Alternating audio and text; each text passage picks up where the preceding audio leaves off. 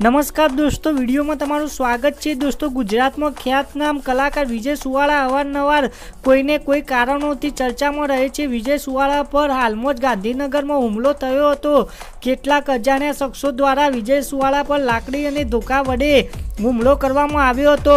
હાલ તો આ મામલે પોલીસ ફરિયાદ દાખલ થઈ અને તપાસ ચાલી રહી છે। અત્રે ઉલ્લેખનીય છે કે વિજય સુવાળા દ્વારા અગાઉ પણ જમીન દલાલી કરતા દિનેશ દેસાઈ નામના વ્યક્તિ પર હુમલો કરવામાં આવ્યો હતો। આ અંગે વિજય સુવાળા અને તેના ભાઈ યુવરાજ સુવાળા પર વઢવ પોલીસ સ્ટેશનમાં ફરિયાદ દાખલ થઈ હતી, જેમાં હાલ તેઓ જામીન પર બહાર છે। જોકે હવે આ મામલે નવો વળાંક આવ્યો છે। રબારી સમાજ દ્વારા વિજય સુવાળા અને તેમના કાનથી કંટાળીને તેઓને જ્ઞાતિ બહાર કરવામાં આવ્યા હોવાની પોસ્ટ વાયરલ થઈ રહી છે। રબારી સમાજ દ્વારા તેમનો વિરોધ કરવામાં આવ્યા બાદ તેઓને જ્ઞાતિ બહાર કરવામાં આવ્યા હોવાના મેસેજ વાયરલ થઈ રહ્યા છે। રબારી સમાજના અનેક ગ્રુપમાં સમસ્ત રબારી સમાજ ગુજરાતના નામે એક મેસેજ વાયરલ થઈ રહ્યો છે, જેમાં તેમની સાથે રબારી સમાજે કોઈ પણ પ્રકારનો વ્યવહાર ન કરવા માટે અપીલ કરવામાં આવી છે।